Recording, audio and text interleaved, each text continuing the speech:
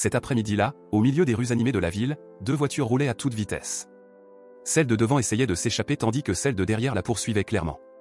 Leur cible était une femme et leur intention était de la voler. Paniquée, la femme finit par s'arrêter.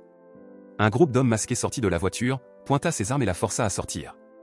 Ils brisèrent la vitre et s'apprêtaient à l'emmener de force lorsqu'un homme bien habillé apparut et les arrêta. Étrangement, les agresseurs semblaient le connaître. Ils l'appelèrent Randall Thompson, bien que Randall lui-même n'ait aucune idée de qui ils étaient. Alors que Randall tentait de calmer la situation, la femme profita de l'occasion pour s'enfuir. Mais l'un des assaillants lui tira dans la jambe. Randall se précipita pour la protéger, devenant leur prochaine cible. Une balle le fit tomber, suivie d'une deuxième qui lui ôta la vie. Pris de panique, ils fouillèrent Randall et trouvèrent un insigne de police. Ils le prirent avant de s'enfuir. De l'autre côté de la rue, un commerçant assista à toute la scène et appela immédiatement la police. Quelque temps plus tard, les funérailles de Randall eurent lieu. Il était connu à la fois comme ancien militaire et mercenaire très respecté. Sa fille, Anna, y assista avec sa professeure, Kara, toutes deux écrasées par le chagrin. En plein milieu de la cérémonie arriva Carl, le frère de Randall. Anna fut choquée car, en dehors de son père, elle n'avait pas d'autre famille. La présence de Carl fut un petit réconfort au milieu du deuil. Carl se présenta à Kara, qui l'accueillit chaleureusement. En rentrant à la maison, il vit de ses propres yeux l'état du quartier où Anna vivait. Anna expliqua que la zone était infestée de gangs de rue et que son père s'était souvent battu contre eux.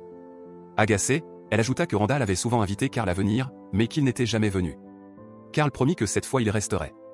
Le lendemain, près de l'école, Carl vit un groupe d'adolescents harceler une femme.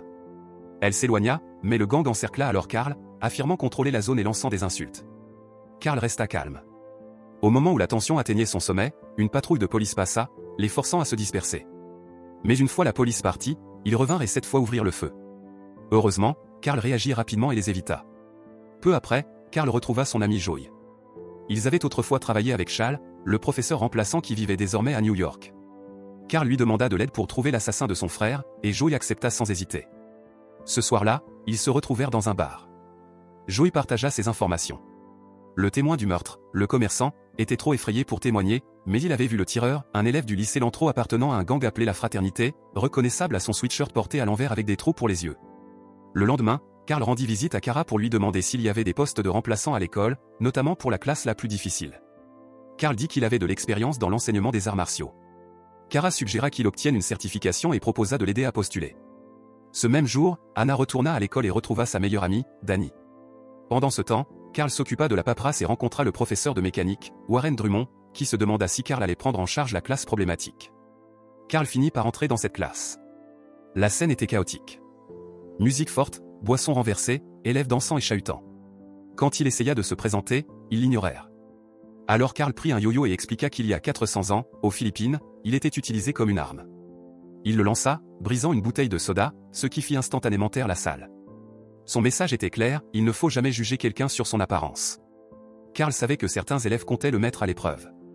À la pause déjeuner, ils se moquèrent de lui, sans savoir que Joey les observait de loin. Dans la salle des professeurs, Carl rencontra d'autres enseignants épuisés.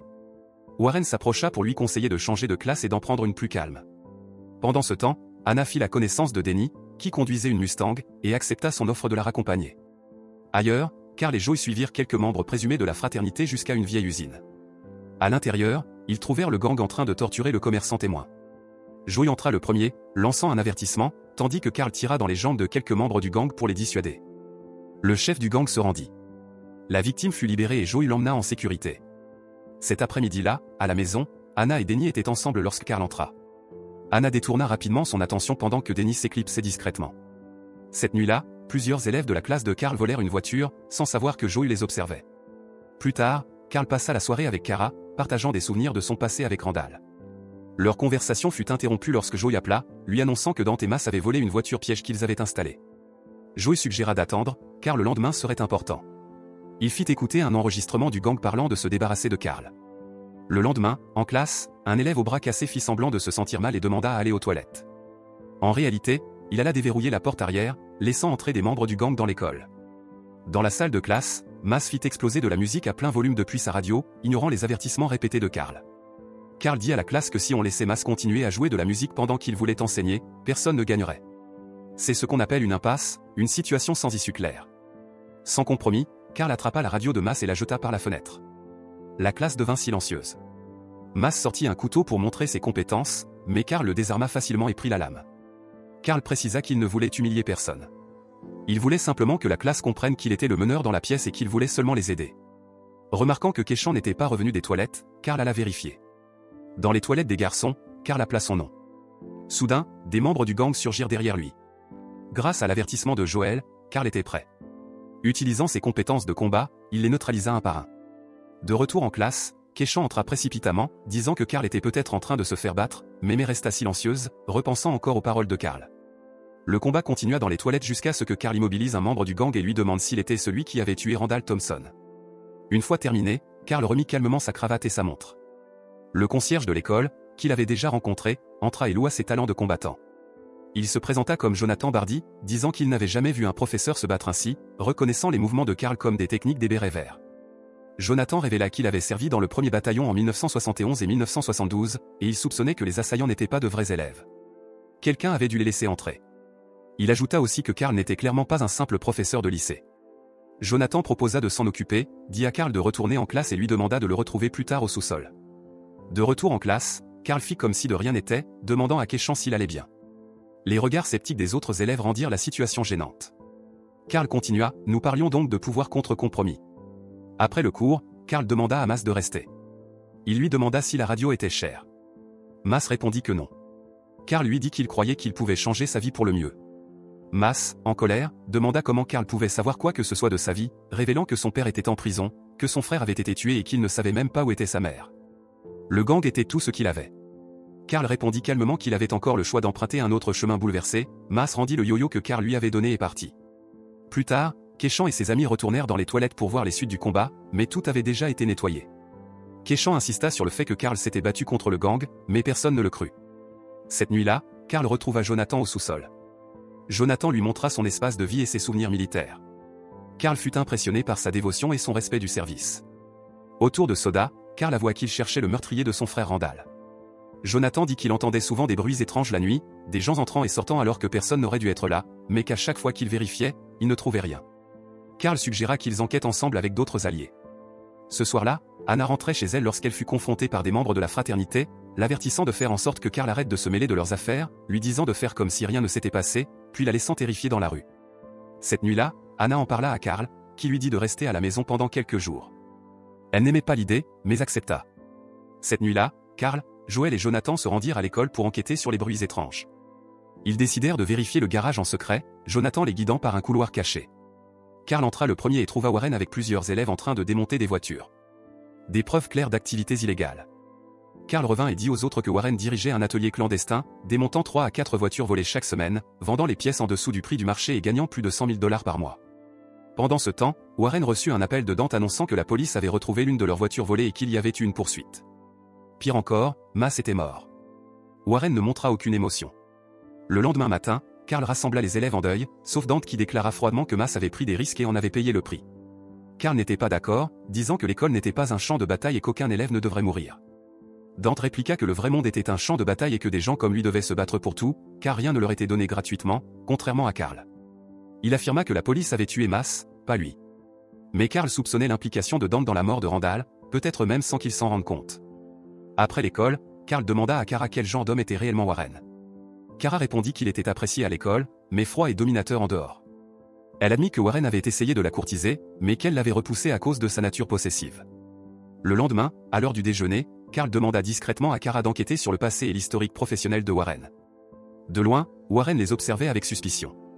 Ce soir-là, alors que Karl était à la maison avec Joey, Kara appela, disant qu'elle avait trouvé quelque chose en ligne et lui demanda de venir. Karl dit qu'il viendrait avec Joey et rappela à Anna de n'ouvrir à personne. Mais peu après, quelqu'un frappa à la porte de Kara. C'était Warren, portant de la nourriture et prétendant qu'il passait simplement dans le quartier. Kara se sentit en danger, cachant le dossier destiné à Karl. Warren continua à parler, feignant d'être amical. Pendant ce temps, Anna s'éclipsa pour aller voir Danny. Chez lui, les choses commencèrent légèrement mais devinrent vite inconfortables lorsque Danny devint agressif. Quand il partit aux toilettes, Anna remarqua une arme sur la table, puis fit une découverte choquante, l'insigne de police de son père dans un tiroir de Danny. Horrifiée, elle fouilla davantage et trouva un uniforme du gang de la fraternité dans son placard. Quand Danny revint, elle le confronta, lui demandant s'il avait tué son père. Danny expliqua que son père avait perturbé les affaires financières de la fraternité. La dispute s'envenima jusqu'à ce que Danny sorte un couteau, mais Anna, experte en karaté, le frappa violemment et lui cassa une bouteille sur la tête. Il tenta de l'attraper de nouveau, mais elle s'échappa. De retour chez Kara, les choses dégénérèrent quand Warren attaqua soudainement, projetant Kara à travers la pièce et révélant sa véritable nature violente. Il l'accusa de comploter contre lui et la battit à plusieurs reprises, la forçant à révéler quel était le véritable but de Carl. Kara finit par dire que Carl était le frère de Randall Thompson. Quand elle tenta de fuir à l'étage, Warren la poursuivit, la frappa encore et la tua d'une balle. Warren ordonna ensuite à ses hommes de tuer Carl, affirmant qu'ils ne devaient obéir qu'à lui. En quittant la maison, il vit Carl et Joey arriver et se cacha. Ils ne le remarquèrent pas. À l'intérieur, Carl fut anéanti en découvrant Kara morte. Il trouva aussi le dossier qu'elle voulait lui donner, révélant que Warren était un ancien agent du corps des marines des États-Unis, honorablement libéré sous conditions spéciales, autrefois soupçonné d'avoir mené une mission illégale au Honduras en 1986, ce qu'il avait nié.